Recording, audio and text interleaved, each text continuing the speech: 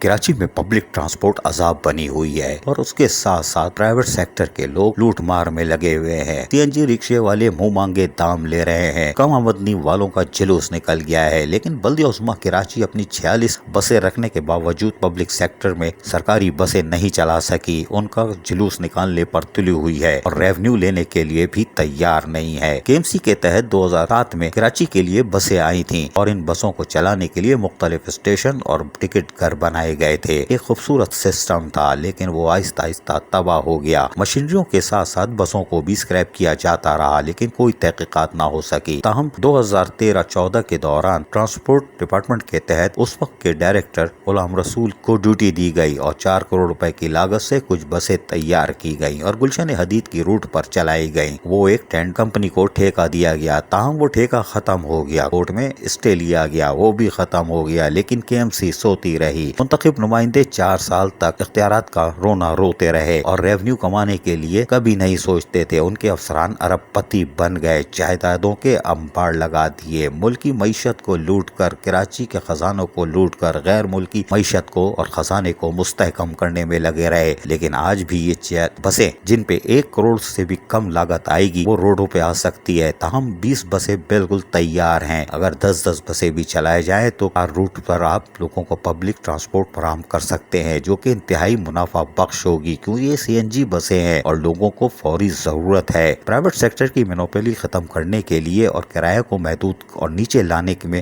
یہ کے M C کی بسیں مدد کر سکتی ہیں، لیکن اس کے لیے دماغ چاہیے۔ لیکن یہاں سے جو کالا پیسہ آئے گا وہ 10-20 روپے کی شکل میں ہوگا، وہ ہمارے افسران کو منظور نہیں، ان کو تو بڑا مال چاہیے۔ یہی وجہ ہے کہ اس طرف کسی نے نہیں دیکھا۔ لیکن ان بسوں کو اسکریپ کرنے سے بہتر ہے پرائیویٹ سیکٹر کے تحت کوئی معاہدہ کر کے فوری طور پر 10 بسیں بھی چلائی جائیں تو 4 روٹوں پہ لوگوں کو 20 سے 25 روپے کرائے میں ایک بہتر سہولت فراہم کی جا سکتی ہے۔ عزیز عارف، KBS بلدیاتی نیوز، کراچی۔